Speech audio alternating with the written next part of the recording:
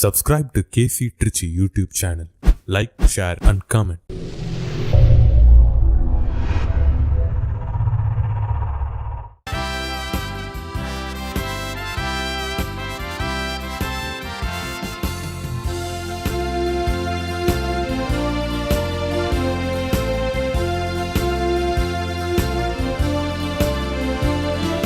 முன்குறித்து வைத்தோரை அழைத்தாரே, அழைத்தோரை ஏற்புடையோ ஆக்கினாரே. முன்குறித்து வைத்தோரை அழைத்தாரே, அழைத்தோரை ஏற்புடையோ ஆக்கினாரே. ஏற்புடையோ தம் ஆட்சியிலே பங்கு பெற செய்தாரே. ஏற்புடையோ தம் ஆட்சியிலே பங்கு பெற செய்தாரே. வருவோமே மகிழ்வோமே இன்று, பலியோடு இணைவோமே இன்று. வருவோமே மகிழ்வோமே இன்று, பலியோடு இணைவோமே இன்று. தந்தை மகன் தூயாவியாரின் பெயராலே ஆமென். நம் ஆண்டவராகிய இயேசு கிறிஸ்துவின் அருளும் கடவுளின் அன்பும் தூயாவியாரின் நட்புறவும் உங்கள் அனைவரோடும் இருப்பதாக. உம் ஆன்மாவோடும் இருப்பதாக. கிறிஸ்து இயேசுவில் அன்புக்குரிய இறை மக்களே, பேதுருவுக்கும் ஆண்டவருக்கும் இடையே ஏற்பட்ட உரையாடலில் பேதுரு இயேசுவை பார்த்து கேட்டார், ஆண்டவரே, உம்மின் பொருட்டு அனைத்தையும் நாங்கள் விட்டு வந்தோமே, எங்களுக்கு என்ன கிடைக்கும் என்று சொல்லி கேட்டார். பேதுருடைய புரியாத நிலையில் அந்த கேள்வி எழுப்பப்பட்டதாக நான் உணர்கிறேன். இயேசு அந்த கேள்விக்கு பதில் சொல்லியிருந்தாலும் கூட பலனை எதிர்பாராமல் கடமையை செய்ய வேண்டும் என்கிற கடவுளுடைய அந்த சித்தாந்தத்தை பேதுரு மறந்து அந்த இடத்தில் ஆதங்கத்தோடு கேட்கிறார். ஆண்டவரை, எல்லாவற்றையும் விட்டு வந்தோமே, எங்களுக்கு என்ன கிடைக்கும்? நாம் அப்படிப்பட்ட கேள்வியை இறைவன் முன் ஒருபோதும் கேட்கலாகாது. இந்த கல்வாரி வழி நமக்கு சொல்லுகிற செய்தியும் இதுதான். இறைவன் கொடுத்திருக்கிற இந்த வாழ்க்கைக்கு நாம் எவ்வளவு கடமைப்பட்டு இருக்கிறோம். நான் சொல்லுகிற இந்த வார்த்தை உங்களுடைய காதுகளில் கேட்கக்கூடிய அந்த பெரும் பாக்கியத்தை, செவித்திறனை நீங்கள் பெற்றிருக்கிறீர்களே, அதற்காக நாம் கடவுளுக்கு கடமைப்பட்டிருக்கிறோம். இப்படி ஆண்டவருக்கு நன்றி உள்ளவர்களாக இருக்க வேண்டும். ஏனென்றால் கடவுள் கொடுத்தது எல்லாம் நல்லதாக இருக்கிறது. ஆண்டவரை புகழ்வது நல்லது, தந்தையை புகழ்வது நல்லது, ஆவியை புகழ்வது நல்லது. மூவர் இறைவனோடு சேர்ந்து ஒரு புகழ்ச்சி பலியாய், ஒரு துதியின் பலியாய் இந்த திருப்பலி ஒப்புக் கொடுப்போம். இறைவன் நம் ஒவ்வொருவரையும் ஆசீர்வதிக்க கண்களை மூடி நம்மையே இறைவனுடைய பிரசன்னத்தில் அர்ப்பணிப்போம். நல்லது நல்லது நல்லதுவே, கடவுளை புகழ்வது நல்லதுவே. நல்லது நல்லது நல்லதுவே, கடவுளை புகழ்வது நல்லதுவே. நல்லது நல்லது நல்லதுவே, கடவுளை புகழ்வது நல்லதுவே. நல்லது நல்லது நல்லதுவே, கடவுளை புகழ்வது நல்லதுவே. நல்லது நல்லது நல்லதுவே, கடவுளை புகழ்வது நல்லதுவே. நல்லது நல்லது நல்லதுவே, கடவுளை புகழ்வது நல்லதுவே. நல்லது நல்லது நல்லதுவே, இயேசுவை புகழ்வது நல்லதுவே. நல்லது நல்லது நல்லதுவே, இயேசுவை புகழ்வது நல்லதுவே. நல்லது நல்லது நல்லதுவே, இயேசுவை புகழ்வது நல்லதுவே. நல்லது நல்லது நல்லதுவே, இயேசுவை புகழ்வது நல்லதுவே. நல்லது நல்லது நல்லதுவே, இயேசுவை புகழ்வது நல்லதுவே. நல்லது நல்லது நல்லதுவே, இயேசுவை புகழ்வது நல்லதுவே. நல்லது நல்லது நல்லதுவே, ஆவியை புகழ்வது நல்லதுவே. நல்லது நல்லது நல்லதுவே, ஆவியை புகழ்வது நல்லதுவே. நல்லது நல்லது நல்லதுவே, ஆவியை புகழ்வது நல்லதுவே. நல்லது நல்லது நல்லதுவே, ஆவியை புகழ்வது நல்லதுவே. நல்லது நல்லது நல்லதுவே, ஆவியை புகழ்வது நல்லதுவே. நல்லது நல்லது நல்லதுவே, ஆவியை புகழ்வது நல்லதுவே. நல்லது நல்லது நல்லதுவே, கடவுளை புகழ்வது, இயேசுவை புகழ்வது, ஆவியை புகழ்வது நல்லதுவே. எல்லாமல் இறைவனிடமும் சகோதர சகோதரிகளே, உங்களிடமும் நான் பாவி என்று ஏற்றுக்கொள்கிறேன். ஏனெனில் என் சிந்தனையாலும் சொல்லாலும் செயலாலும் கடமையில் தவறுதையாலும் பாவங்கள் பல செய்தேன். என் பாவமே என் பாவமே என் பெரும் பாவமே. ஆகியால் எப்பொழுதும் கன்னியான புனித மரியாளை, வானதூதர் புனிதர் அனைவரையும், சகோதர சகோதரிகளே உங்களையும் நம் இறைவனாகிய ஆண்டவரிடம் எனக்காக வேண்டிக் கொள்ள மன்றாடுகிறேன். எல்லாமல் இறைவன் நம் மீது இரக்கம் வைத்து நம் பாவங்களை மன்னித்து நம்மை நிலையான வாழ்வுக்கு அழைத்துச் செல்வாராக. ஆமென். மன்றாடுவோமாக. இறைவா, உம்மை அன்பு செய்வோருக்கு கட்புலனாகாத பல்வேறு நன்மைகளை நீரே ஏற்பாடு செய்கின்றீர்.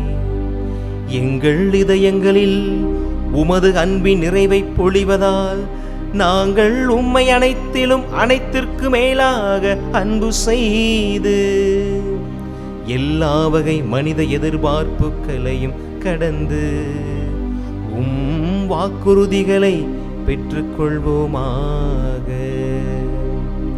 உம்மோடு தூயாவியாரின் ஒன்றிப்பில் இறைவனா என்றென்று வாழ்ந்து ஆட்சி செய்கின்ற அவர் வழியாகவே உம்மை மன்றாடுகின்றோ.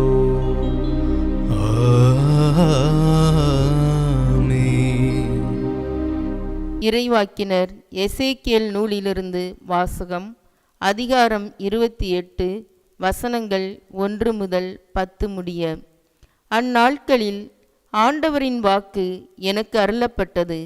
மானிடா, தீர் நகரின் மன்னனுக்குச் சொல், தலைவராகிய ஆண்டவர் கூறுவது இதுவே: உன் இதயத்தின் செருக்கில் நானே கடவுள், நான் கடல் நடுவே கடவுளின் அரியணையில் வீற்றிருக்கிறேன் என்று சொல்கின்றாய். ஆனால் நீ கடவுளைப் போல் அறிவாளியாக இருப்பதாக எண்ணிடும் நீ கடவுள் அல்ல. மனிதனே, தானியேலை விட நீ அறிவாளிதான். மறைபொருள் எதுவும் உனக்கு மறைவாய் இல்லை. உன் ஞானத்தாலும் அறிவாலும் உனக்கு செல்வம் சேர்த்தாய். உன் கருவூலத்தில் பொன்னையும் வெள்ளியையும் குவித்தாய். உன் வாணிபத் திறமையால் உன் செல்வத்தை பெருக்கினாய். உன் செல்வத்தினாலோ உன் இதயம் செருக்குற்றது. ஆகவே தலைவராகிய ஆண்டவர் இவ்வாறு கூறுகிறார்: கடவுளைப் போல் அறிவாளி என உன்னை கருதி கொள்வதால் மக்களினங்களில் மிகவும் கொடியோரான அந்நியரை உனக்கெதிராய் எழும்பச் செய்வேன். அவர்கள் உன் அழகுக்கும் ஞானத்திற்கும் எதிராக உருவிய வாளுடன் வருவர். உன் பெருமையை குலைப்பர், படுகுழியில் தள்ளுவர். உன்னை கடல் நடுவே மூழ்கி சாவோர் என சாவாய் நீயே. அப்போது உன்னை கொல்வோரின் நடுவில் நானே கடவுள் என்று சொல்வாயோ?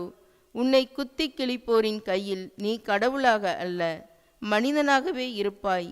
விருத்த சேதனம் செய்யப்படாதவனைப் போல் அந்நியர் கையால் நீ சாவாய். நானே உரைத்தேன் என்கிறார் தலைவராகிய ஆண்டவர். ஆண்டவரின் அருள்வாக்கு. இறைவனுக்கு நன்றி.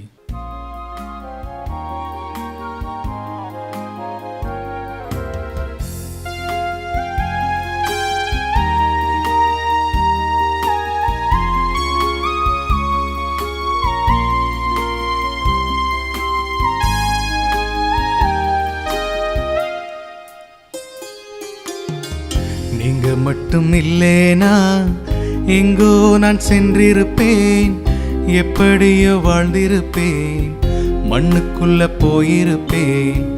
மறந்தும் போயிருப்பார், மறந்தே போயிருப்பார். நீங்க மட்டும் இல்லேனா எங்கோ நான் சென்றிருப்பேன், எப்படியோ வாழ்ந்திருப்பேன், மண்ணுக்குள்ள போயிருப்பேன். மறந்தும் போயிருப்பார், மறந்தே போயிருப்பார். நீங்க மட்டும் இல்லேனா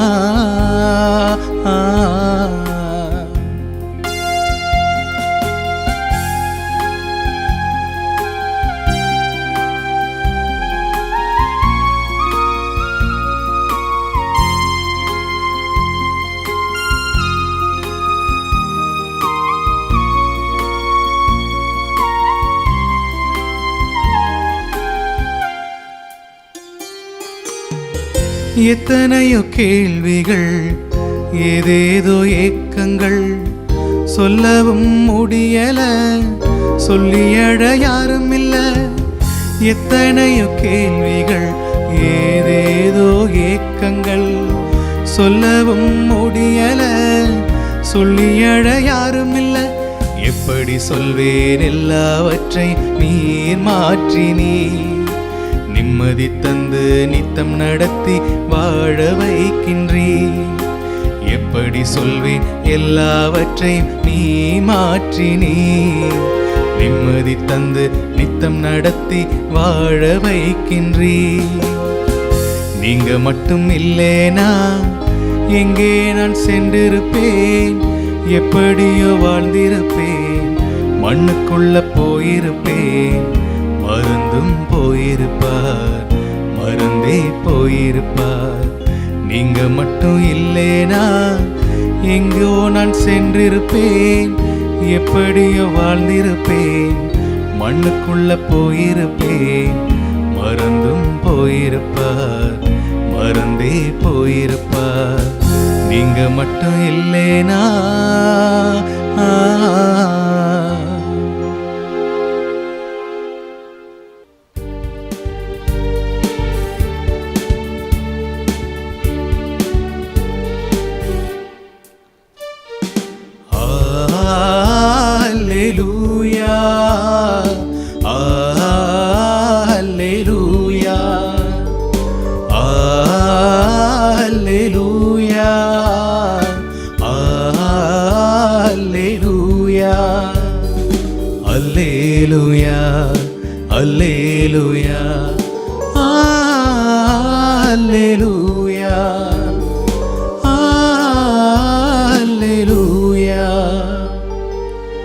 நம் ஆண்டவர் இயேசு கிறிஸ்து செல்வராயிருந்தும் அவருடைய ஏழ்மையினால் நீங்கள் செல்வராகுமாறு உங்களுக்காக ஏழையானார். அல்லேலூயா, அல்லேலூயா, அல்லேலூயா, அல்லேலூயா, அல்லேலூயா, அல்லேலூயா, அல்லேலூயா. ஆண்டவர் உங்களோடு இருப்பாராக, உம் ஆன்மாவோடும் இருப்பாராக. புனித மத்தேயு எழுதிய தூய நற்செய்தியிலிருந்து வாசகம். ஆண்டவரே மாட்சி உமக்கே. மத்தேயு நற்செய்தி அதிகாரம் 19 இறை வார்த்தைகள் 23 தொடங்கி 30 முடிய. அக்காலத்தில் இயேசு தம் சீடரிடம், செல்வர் விண்ணரசுக்குள் புகுவது கடினம் என நான் உங்களுக்கு உறுதியாக சொல்லுகிறேன். மீண்டும் உங்களுக்கு கூறுகிறேன், செல்வர் இறையாட்சிக்கு உட்படுவதை விட ஊசியின் காதில் ஒட்டகம் நுழைவது எளிது என்றார். சீடர்கள் இதை கேட்டு, அப்படியானால் யார்தான் மீட்பு பெற முடியும் என்று கூறி மிகவும் வியப்படைந்தார்கள். இயேசு அவர்களை கூர்ந்து நோக்கி, மனிதரால் இது இயலாதது, ஆனால் கடவுளால் எல்லாம் இயலும் என்றார். அதன் பின்பு பேதுரு இயேசுவை பார்த்து, நாங்கள் எல்லாவற்றையும் விட்டுவிட்டு உம்மை பின்பற்றியவர்களாயிற்றே, எங்களுக்கு என்ன கிடைக்கும் என்று கேட்டார். அதற்கு இயேசு, புது படைப்பின் நாளில் மானிட மகன் தமது மாட்சிமிகு அரியணையில் விற்றிருப்பார். அப்போது என்னை பின்பற்றிய நீங்களும் இஸ்ரேல் மக்களின் 12 குலத்தவருக்கும் நடுவர்களாய் 12 அரியணைகளில் வீற்றிருப்பீர்கள் என உறுதியாக உங்களுக்கு சொல்லுகிறேன். மேலும் என் பெயரின் பொருட்டு வீடுகளையோ சகோதரர்களையோ சகோதரிகளையோ தந்தையோ தாயையோ பிள்ளைகளையோ நில புலங்களையோ விட்டுவிட்ட எவரும் 100 மடங்காக பெறுவர், நிலை வாழ்வையும் உரிமை பேராக அடைவர்.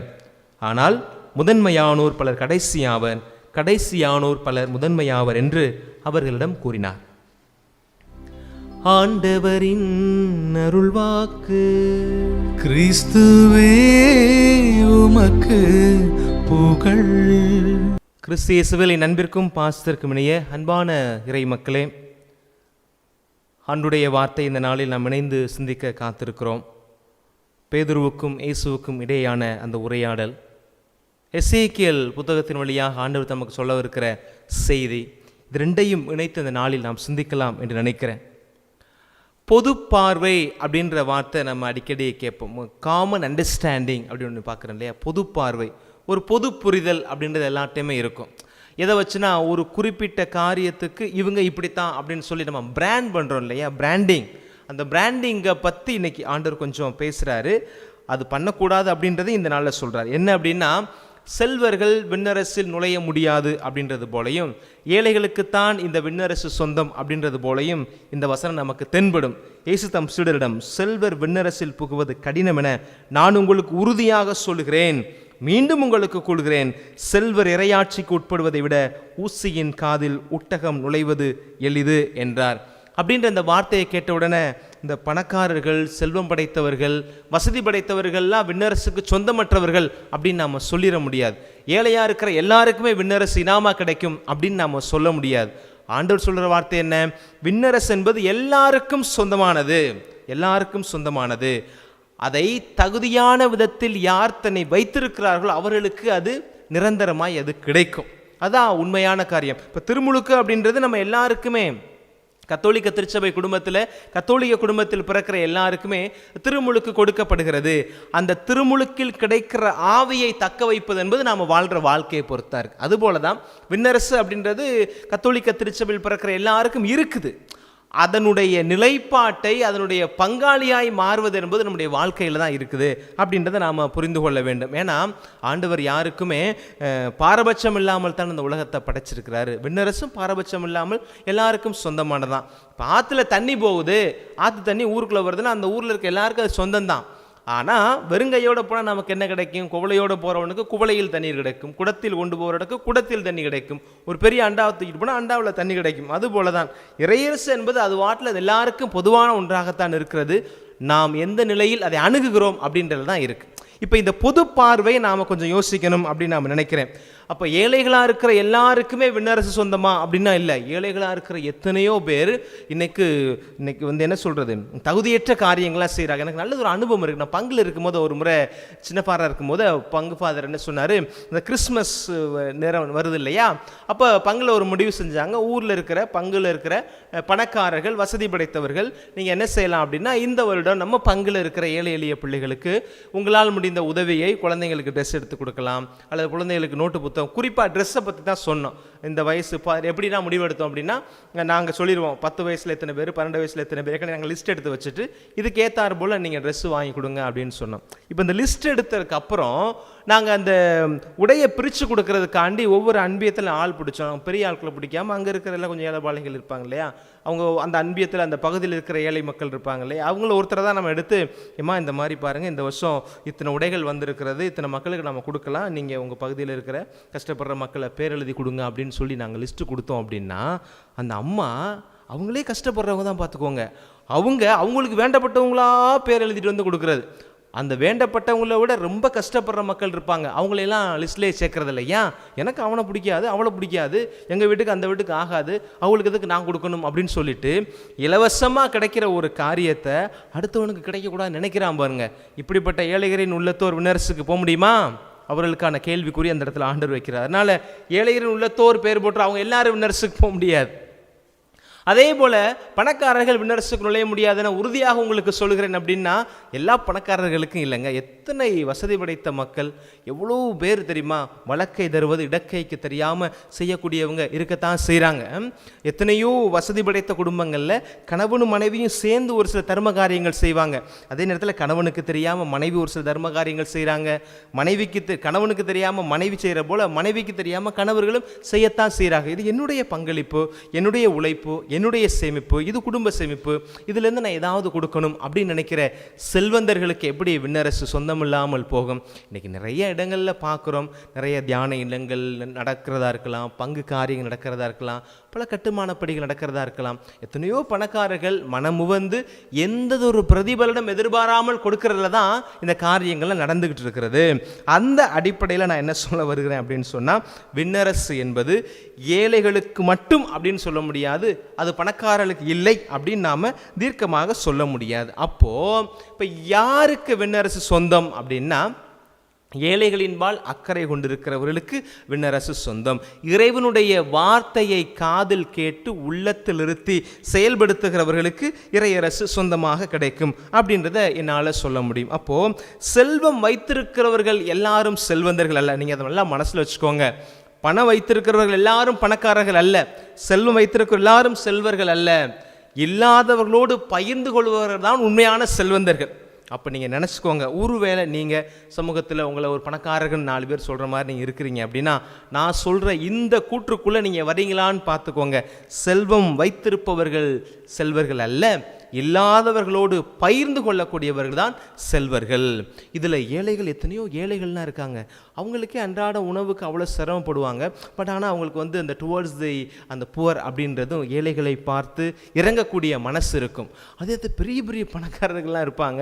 ஆனால் இப்போ ஒரு ஏழை வர்றான், ஒரு பிச்சைக்காரர் வர்றாரு, ஒரு இறந்து உண்ணக்கூடிய ஒரு நிலையில் இருக்கக்கூடிய இயலாத ஒருத்தர் வர்றாருன்னா பாராமுகத்தவராய் திரும்பி போகக்கூடிய செல்வந்தர்கள் எத்தனையோ பேர் இருக்கிறாங்க. அவங்களுடைய மனநிலைன்னா என்ன? அவங்கள ஆண்டவர் இந்த பார்த்து சொல்றார், என் மனமே உண்டு குடித்து மகிழ்ந்து கலிகூறு அப்படின்னு சொல்றார். அப்ப கிடைக்கிறார் இல்லையா, இந்த முட்டாளே இன்னைக்கு இரவே நீ செத்து போனா என்ன செய்வ அப்படின்னு ஆண்டவர் கேட்பார் இல்லையா.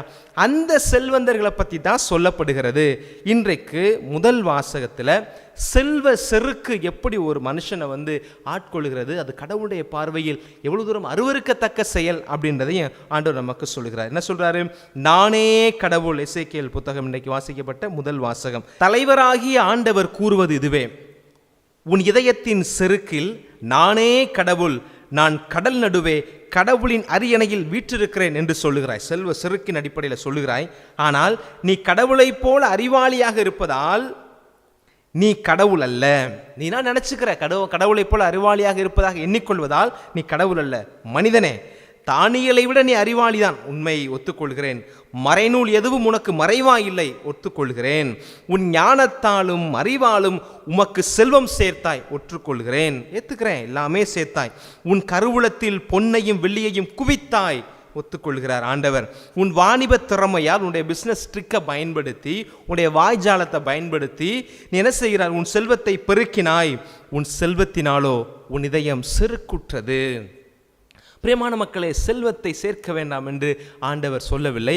அந்த செல்வம் செருக்குக்கு உங்களை இட்டு செல்லாதபடி பார்த்து கொள்ளுங்கள் அப்படின்றத ஆண்டவர் இந்த இடத்துல சொல்றார். இன்னைக்கு ஒரு விதத்தில் பார்த்தா ஒரு பாரம்பரிய பணக்காரர்களாக இருக்கிறாங்க பார்த்தீங்களா, தாத்தாவுடைய தாத்தாலேருந்து அப்படியே வசதியோடு இருக்கிறவங்கள்ட்ட அவங்கெல்லாம் பெருசாக அந்த தலக்கணத்தை அல்லது ஆதிக்க பார்வையை அதை அவங்க வெளிப்படுத்த மாட்டாங்க, அடக்குமுறையை செய்ய மாட்டாங்க. இந்த புது பணக்காரர்கள் நிறையா இருப்பாங்க. திடீர்னு பணக்காரர்களாக மாறுறவங்க, ஏதோ ஒரு குறுக்கு வழியில் பணம் வருது பார்த்தீங்களா, அவர்கள் தான் இந்த நாட்களில் பெரும்பாலும் இது போன்ற செருக்கான பார்வை கொள்ளக்கூடியவர்கள். உண்மையாகவே உழைத்து அடிநிலையிலிருந்து எழுந்து வருகிறவன் ஏழைகளுடைய இயலாதவர்களுடைய கஷ்டத்தை புரிந்து கொள்வான். இந்த திடீர் பணக்காரர்களுக்கு தான் இந்த பிரச்சனை அதிகமாக இருக்கிறது. ஆகவே தலைவராகிய ஆண்டவர் இவ்வாறு கூறுகிறார், பணம் இருக்குது, என்கிட்ட செல்வம் இருக்குது, எனக்கு 4 வீடு இருக்குது, எனக்கு அங்கே இடம் கிடக்குது அப்படின்னு சொல்லிட்டு நாம் என்ன பேங்க் பேலன்ஸ் எவ்வளோ இருக்குது, இவ்வளோ நகை வச்சுருக்கிறேன் அப்படின்னு சொல்லி நினச்சி ஒரு செருக்காக நிற்கிறோம் பார்த்தீங்களா, அவர்களுக்கு ஆண்டவர் சொல்லுகிறார். ஆகவே தலைவராகிய ஆண்டவர் இவ்வாறு கூறுகிறார். எசேக்கியேல் சொல்லுகிற வார்த்தை, கடவுளை போல அறிவாளி என உன்னை கருதி கொள்வதால் மக்களினங்களில் மிகவும் கொடியவரான அந்நியரை உனக்கு எதிராக எழுப்பி விடுவேன் அப்படின்னு சொல்றார். சிறுக்கூடு நாம இருக்கிறோம் அப்படின்னு சொன்னா கடவுள் நமக்கு எதிராக அந்நியரை கிளப்பி விடுவார்.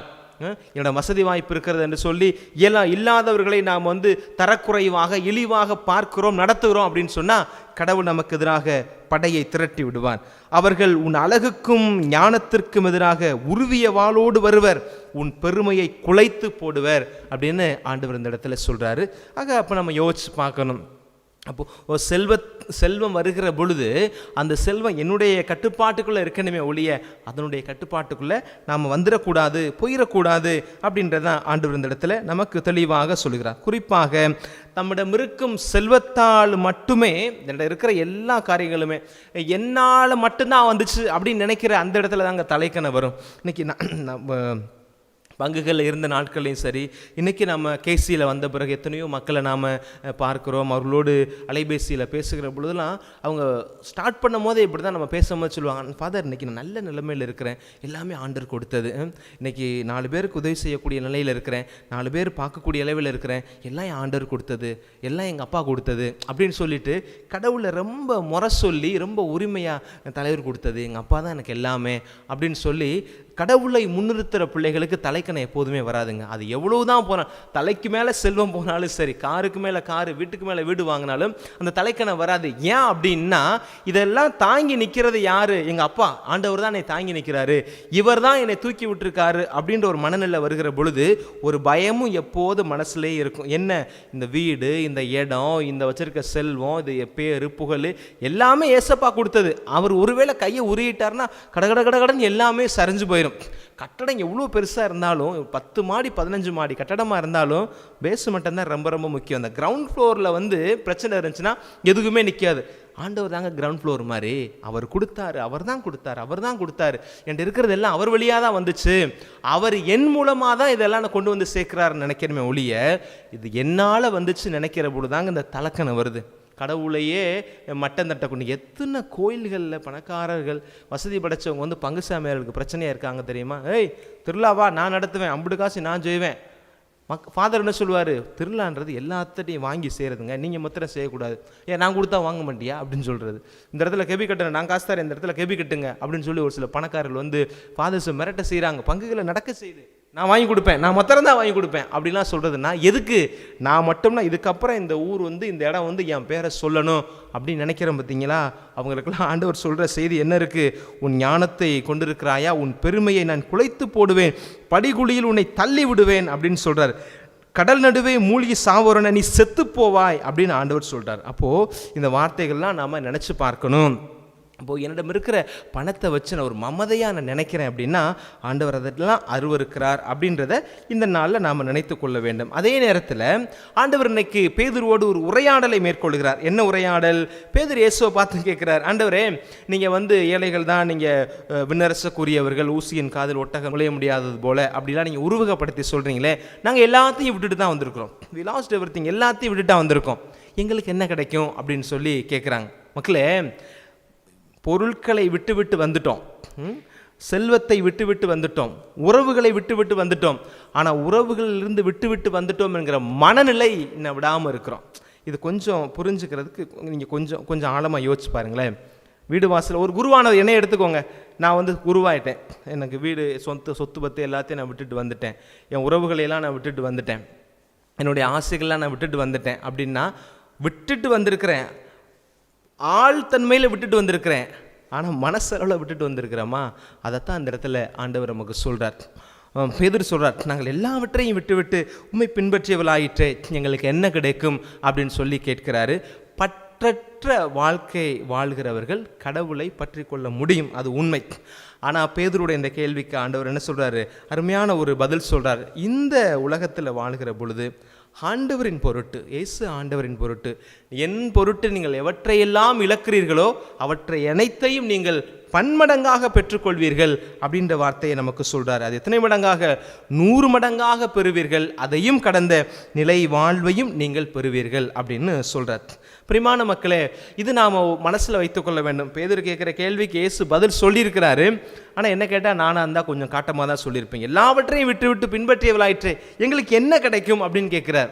அப்போனா பலனை எதிர்பார்த்து ஒரு காரியத்தை செய்கிறார். அவர்களுடைய நிலைக்கு ஆண்டவர் பதில் சொல்கிறார். ஆனால் இந்த பார்வை நம்மகிட்ட இருக்கும், பலனை எதிர்பார்த்து. ஆனால் பலனை கைமாறி எதிர்பாராமல் நம்ம காரியத்தை செய்யணும், பலனை எதிர்பார்க்காமல் கடமையை செய்யணும். இந்த என் நண்பர் ஒரு சகோதரர் எனக்கு இப்போ இடையில் பேசும்போது ஒரு அருமையான ஒரு டைலாக் சொன்னார். அப்போது அவருக்கு ஒரு பெண் பிள்ளை, அந்த அண்ணன் பேர் தாமஸ் அப்படின்னு சொல்லிட்டு நல்ல நண்பர்.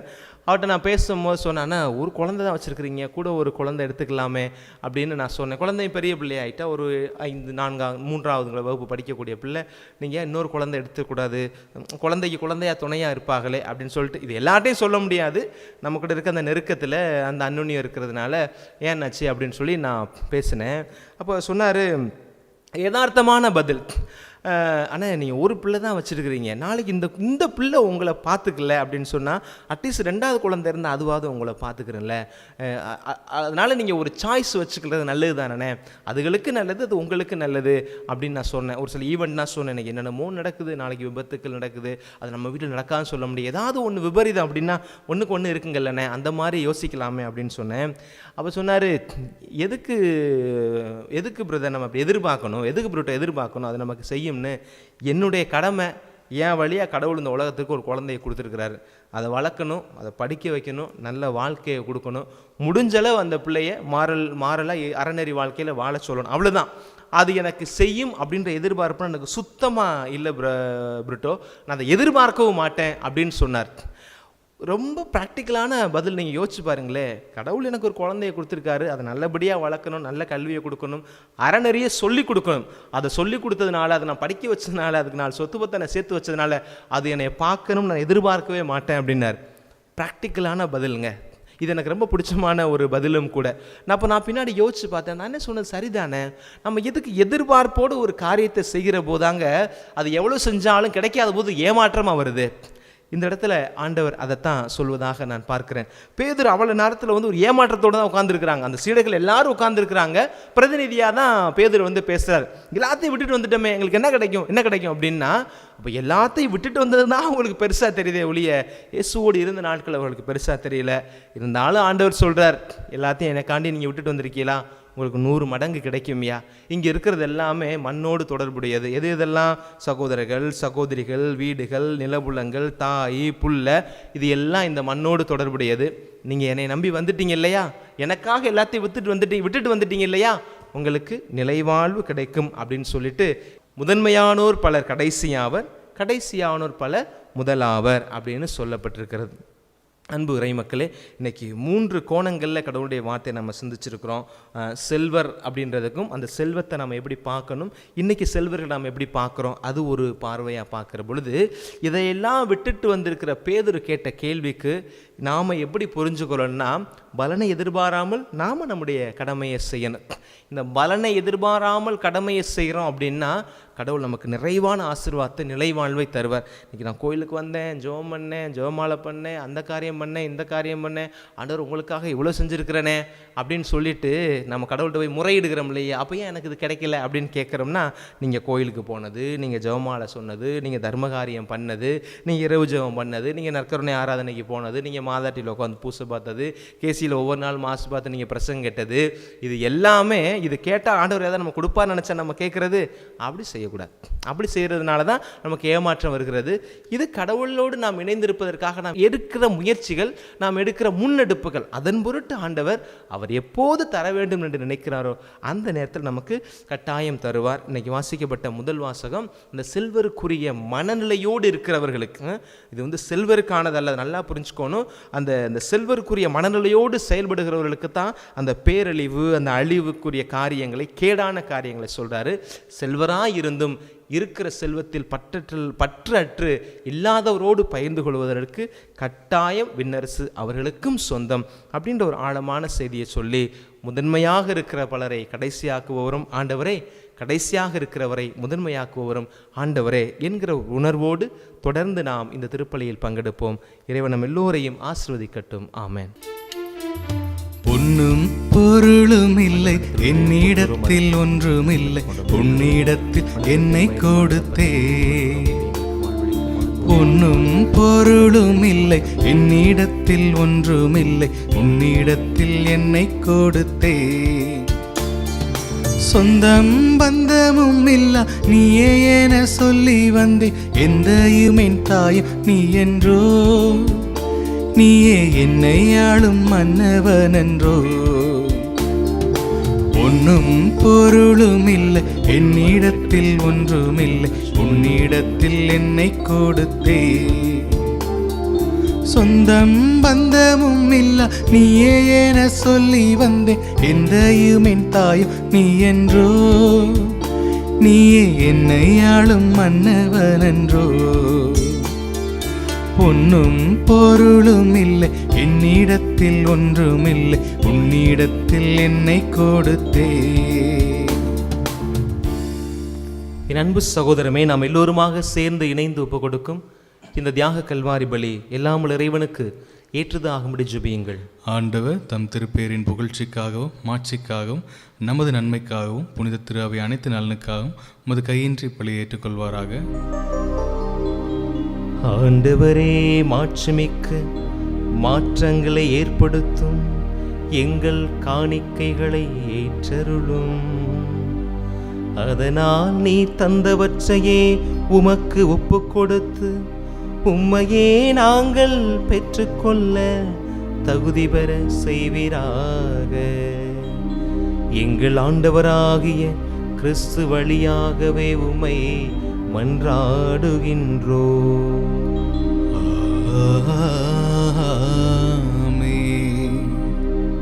ஆண்டவர் உங்களோடு இருப்பாராக. ஆன்மாவோடும் இருப்பாராக. இது எங்களை மேலே எழுப்புங்கள். ஆண்டவரிடம் எழுப்பியுள்ளோ. நம் இறைவனாகிய ஆண்டவருக்கு நன்றி கூறுவோம். அது தகுதியும் நீதியும் ஆனதே. ஆண்டவரே, தூயவரான தந்தையே, உம் அன்பார்ந்த மகன் இயேசு கிறிஸ்து வழியாக எந்நாளும் எவ்விடத்திலும் நாங்கள் உமக்கு நன்றி செலுத்துவது மெய்யாகவே தகுதியும் நீதியுமாகும். எங்கள் கடமையும் மீட்புக்குரிய செயலுமாகும். உமது வார்த்தையான அவர் வழியாகவே அனைத்தையும் படைத்தே அவரையே மீட்பராகவும் ஈடேற்றுபவராகவும் எங்களுக்கு அனுப்பினே. அவர் தூய ஆவியால் உடல் எடுத்து கன்னி மரியாவிடமிருந்து பிறந்தார். அவர் உமது திருவுளத்தை நிறைவேற்றி புனித மக்களை உமக்கு பெற்றுத்தர தம் கைகளை விரித்து பாடுபட்டார். இவ்வாறு அவர் சாவை வென்று உயிர்ப்பு உண்டென வெளிப்படுத்தினார். ஆகவே வானதூதர் புனிதர் அனைவரோடும் சேர்ந்து நாங்களும் உம்மை புகழ்ந்து ஒரே குரலாய் பாடுவதாவது: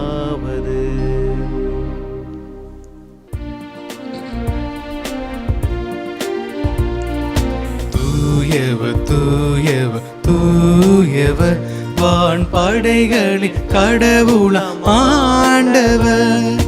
விண்ணகமும் மன்னகமும் உமது மாட்சியா நிறைந்துள்ளன. உன்னதங்களிலே ஓசன்னா, உன்னதங்களிலே ஓசன்னா. ஆண்டவர் பெயரால் வருகிறவர் ஆசி பெற்றவர். உன்னதங்களிலே ஓசன்னா, உன்னதங்களிலே ஓசன்னா. வானகத் தந்தையே, நீ மெய்யாகவே தூயவர், புனித மனைத்திற்கு மூற்று. ஆகவே உமது ஆவியை பொழிந்து இந்த காணிக்கைகளை புனிதமாக்க உம்மை தாழ்மையோடு வேண்டுகிறோம். இவ்வாறு எங்கள் ஆண்டவராக இயேசு கிறிஸ்துவின் உடலும் இரத்தமுமாய் இவை அனைத்தும் எங்களுக்கு மாறுவனவாக. அவர் பாடுபட மனமுவந்து தம்மை கையளித்த போது அப்பத்தை எடுத்து நன்றி செலுத்தி அதை பிட்டு தம் சீடருக்கு தந்து சொன்னதாவது: அனைவரும் இதிலிருந்து பெற்று உண்ணுங்கள், ஏனெனில் இது உங்களுக்காக கையளிக்கப்படும் என் உடல்.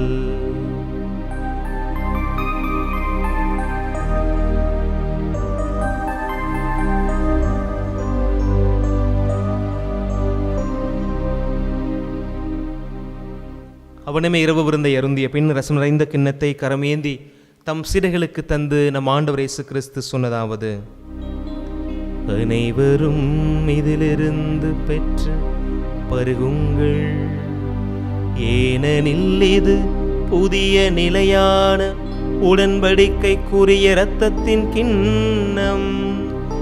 இது பாவ மன்னிப்புக்கென்று உங்களுக்காகவும் எல்லோருக்காகவும் சிந்தப்படும்.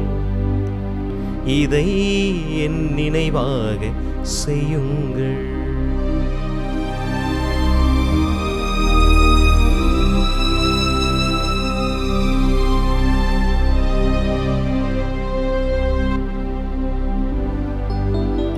நம்பிக்கையின் மறைபொருள்.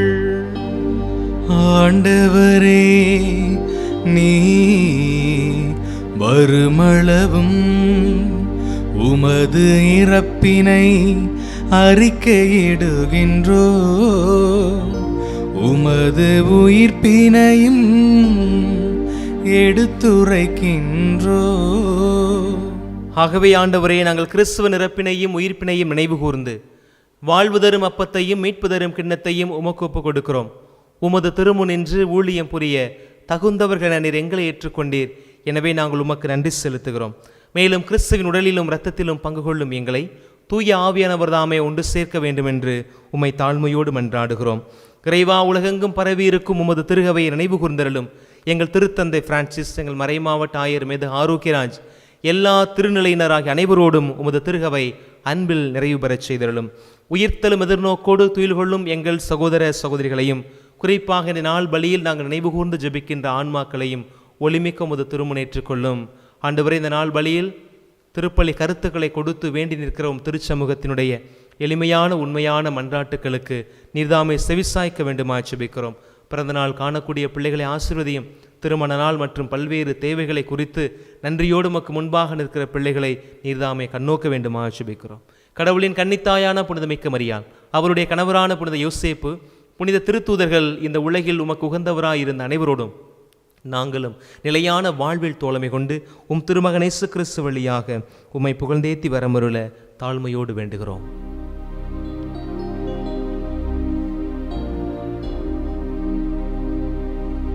இவர் வழியாக இவரோடு இவர் எல்லாம் வல்ல இறைவனாகிய தந்தையே, தூய ஆவியாரின் ஒன்றிப்பில் எல்லா புகழும் ஆட்சியும் என்றென்றும் உமக்கு உரியதே.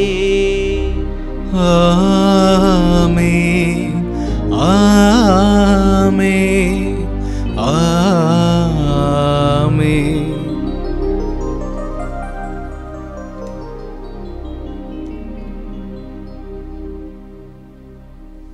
மீட்பரின் கட்டளையால் கற்பிக்கப்பட்டு இறைவடிப்பினையால் பயிற்சி பெற்ற நாம் இணைந்து பாடுவோம்.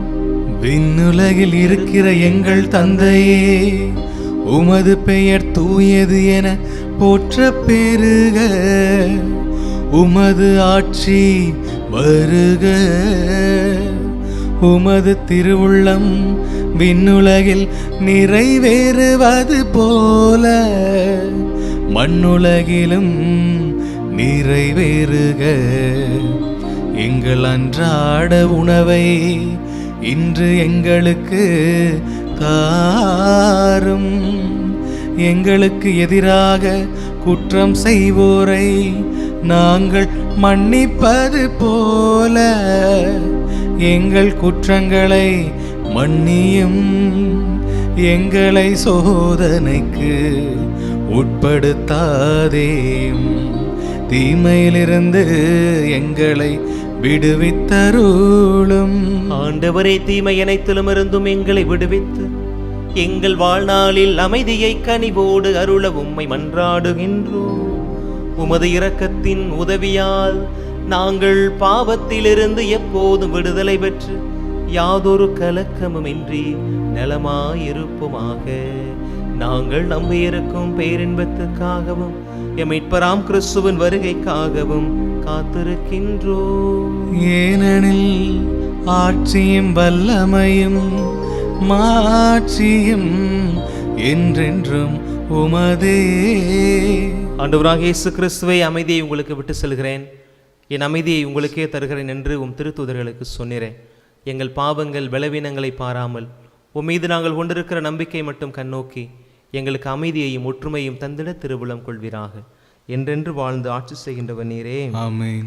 ஆண்டவருடைய அமைதி உங்கள் அனைவரோடும் என்றும் இருப்பதாக, ஆன்மாவோடும் இருப்பதாக. இயேசு ஆண்டவர் தருகிற அமைதியை ஒருவர் மற்றவரோடு பகிர்ந்து கொள்வோம். உலகின் பாவம் போக்கும் இறைவனின் செம்மறியே, எம்மேல் இரக்கம் வையும். உலகின் பாவம் போக்கும் இறைவனின் செம்மறியே, எம்மேல் இரக்கம் வையும். உலகின் பாவம் போக்கும் இறைவனின் செம்மறியே, எமக்கு அமைதி அருளும்.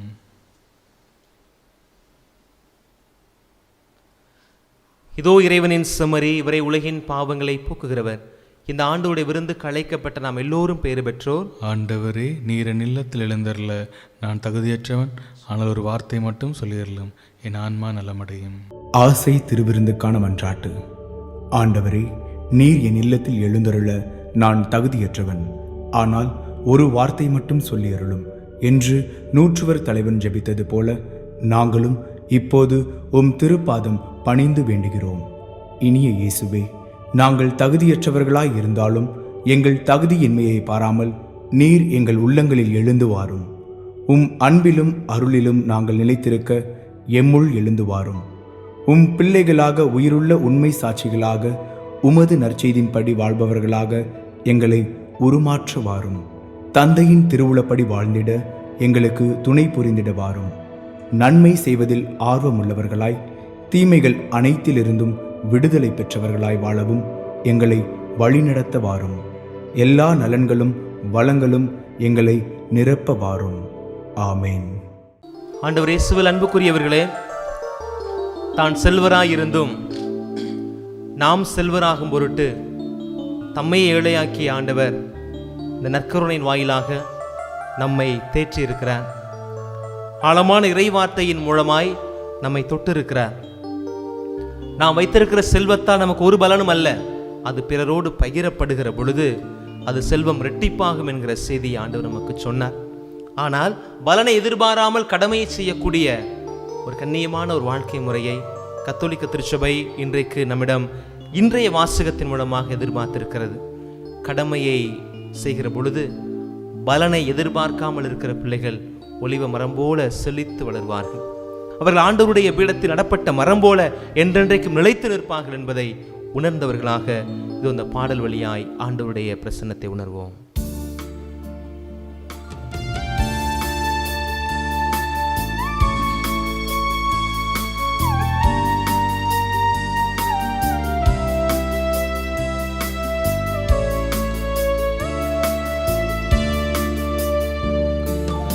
அபிஷேக ஒளிவ மரம், உம்மாலயத்தில் நடப்பட்டவன், உன் சமூகத்தில் வாழ்கின்றவன், உம் அன்பையே நம்புபவன். நானும் அபிஷேக ஒளிவ மரம், உம்மாலயத்தில் நடப்பட்டவன், உம் சமூகத்தில் வாழ்கின்றவன், உம் அன்பையே நம்புபவன். ஆமாண்டவரே, உமது சமூகத்தில் வாழுகிற பொழுது, உமது சமூகத்தினுடைய பிரசன்னத்தை உணர்கிற பொழுது, உமது சமூகத்தின் பிரசன்னம் எனக்குள் செயல்பட தொடங்குகிற பொழுது, உலகத்தின் நிலையாமையை அறிந்து நிலைவாழ்வை நோக்கி பயணிக்க வேண்டும் என்கிற ஆவல் எனக்குள் தூண்டப்படும். அப்பேற்பட்ட ஒரு தூண்டுதலை உங்களுடைய வசனங்கள் எனக்கு ஒவ்வொரு நாளும் தருகிறது. அந்த தூண்டுதலை தருவது இறைவார்த்தை. அந்த வாழ்வுதல் இறைவார்த்தையை ஆழமாய் பிடித்துக் கொண்டு ஆண்டவரை நோக்கி பயணிக்க பயில எனக்கு அருள் தாரும்படியா வேண்டுகிறோம் அப்பா. வசனம்தான் பசியாற்றும் உணவு, பிரசனம்தான் தாகம் தீர்க்கும் தண்ணீர். வசனம்தான் பசியாற்றும் உணவு, பிரசனம்தான் தாகம் தீர்க்கும் தண்ணீர். நீரே என் வெளிச்சமும் மீட்புமானி, நீரே என் ஜீவனின் பலனானி. நீரே என் வெளிச்சமும் மீட்புமானி, நீரே என் ஜீவனின் பலனானி. நானும் அபிஷேக ஒளிவ மரம், ஆலயத்தில் நடப்பட்டவன், சமூகத்தில் வாழ்கின்றவன், அன்பையே நம்புபவன். ஆமாண்டவரே, உமது வசனம் எங்களுக்கு பசியாற்றும் உணவாய் இருக்கிறது. உமது பிரசனத்தில் அமர்ந்திருக்கிற பொழுது புதிய வெளிச்சங்களை எங்கள் வாழ்க்கையில் கண்டுகொள்ள முடிகிறது. உமது அபிஷேகம் நிறைவாய் கிடைக்கிற இந்த நற்கருணை உட்கொள்கிற பொழுது வாழ்வுக்கான தெளிவை நாங்கள் பெற்றுக்கொள்கிறோம். இத்தனை காரியங்களையும் கொடுத்திருந்த போதும் கூட ஆண்டவரே, பல நேரங்களில் செல்வ செருக்கு எங்களை உமது அன்பிலிருந்து பிரித்திருக்கிறது. தான் என்கிற அகந்தையும் ஆணவமும் இந்த செல்வம் எங்களுக்கு வந்தவுடனே தானாய் வந்து குடிகொண்டு இருக்கிறது. எல்லாம் என்னால் ஆனது என்கிற எண்ணம் எனக்குள் ஒரு அகந்தையை உருவாக்கி விடுகிறது. ஆனால் ஆண்டவரே, உம்மை அறியாத, உம்மை நீர் இல்லாத செல்வம் வேறொன்றும் இல்லை. செல்வராயிருந்தும் நீர், நாங்கள் ஏழையான நாங்கள் செல்வராகும் பொருட்டு உம்மையே ஏழையாக்கினீரே. அந்த ஏழ்மையின் வடிவை ஏற்றீரே, அந்த ஏழ்மையின் வாழ்வை சுவைத்து வாழ்ந்தீரே. உம்மை பார்க்கிற நாங்கள், உமது பெயரை தாங்கி இருக்கிற நாங்களும் ஏழ்மையில் இறைவனை காணக்கூடியவர்களாக, செல்வமிருந்தும் பற்றற்ற வாழ்க்கையின் மூலமாக பரமனே நாங்கள் உம்மை பற்றி கொள்ளக்கூடிய பாக்கியத்தை எங்களுக்கு தர வேண்டுமா ஜெபிக்கிறோம். ஆண்டவரே, பல நேரங்களில் நம்முடைய திருப்பிடம் வருகிற பொழுது எங்களுக்குள் இனம் புரியாத ஆதங்கம் வெளிப்படும். எத்தனை திருப்பலிகள், எத்தனை ஆராதனைகள், எத்தனை வழிபாட்டுகளுக்கு நான் சென்றிருக்கிறேன். இத்தனை காரியங்களை செய்திருந்த போதும் கூட ஆண்டவர் எனக்கு பலன் தரவில்லையே, ஒரு கைமாறு செய்திருக்கலாமே என்று நினைத்து கடமையை செய்கிற பொழுது பலனை எதிர்பார்த்திருக்கிறோம். பேதுருடைய மனநிலையில இந்த நாளில் எங்களுக்கு உணர்த்தியமைக்காக உமக்கு நன்றி ஆண்டவரே. பலனேதும் எதிர்பாராமல் நாங்கள் எங்களுடைய பணியை தொடர்ந்து செய்ய, அந்த தொடர் பயணத்தில் நாங்கள் நிறைவை கண்டுகொள்ள எங்கள் ஒவ்வொருவருக்கும் நிறைவான ஆசிரியையும் வல்லமையையும் தூய ஆவியின் வழிநடத்துதலையும் தர வேண்டும் என்று எங்கள் ஆண்டவருடைய திருமகனுமாகிய கிறிஸ்து வழியாக மன்றாடுகிறோம். ஆமென். ஆண்டவரே, அருளடையாளங்களால் கிறிஸ்துவோடு ஒன்றிணைந்த நாங்கள் உமது கனிவை பணிவோடு வேண்டுகின்றோ.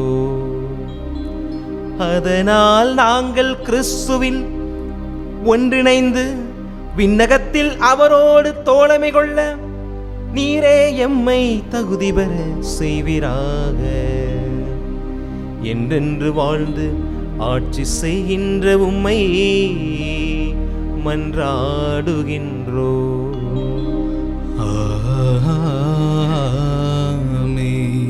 ஆண்டவர் உங்களோடு இருப்பாராக, ஆன்மாவோடும் இருப்பாராக. எல்லாம் வல்ல இறைவன் தந்தை, மகன், தூய ஆவியானவர் நம்மை ஆசீர்வதிப்பாராக.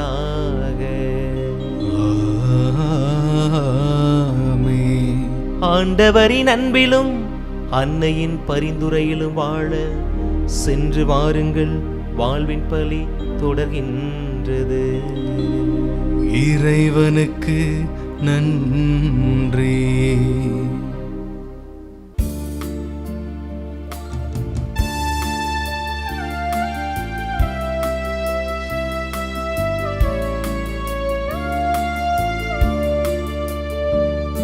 மறவாமல் நினைத்தீரையா, மனதார நன்றி சொல்வே.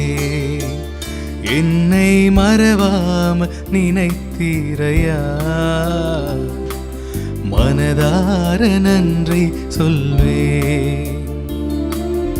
இரவும் பகலும் என்னை நினைத்து இதுவரை நடத்தினீரே.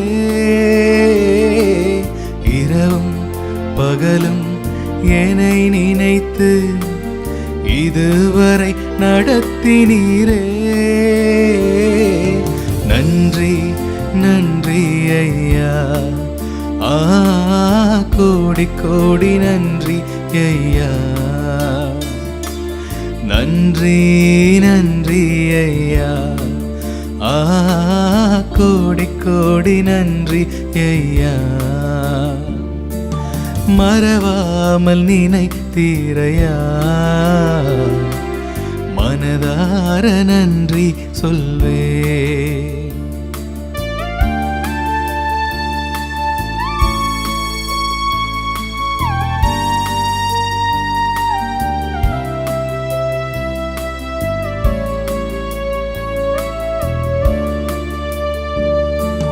தடைகளை உடைத்தீரையா,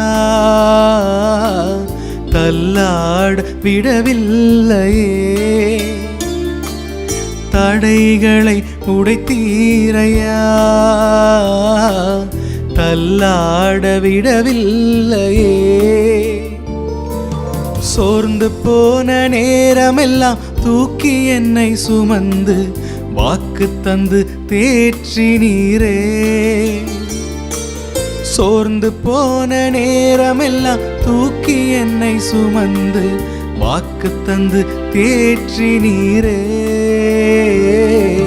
நன்றி நன்றி ஐயா, கோடி கோடி நன்றி ஐயா. நன்றி நன்றி ஐயா, கோடி கோடி நன்றி ஐயா. மறவாமல் நினைத்தீரையா, மனதார நன்றி சொல்வே.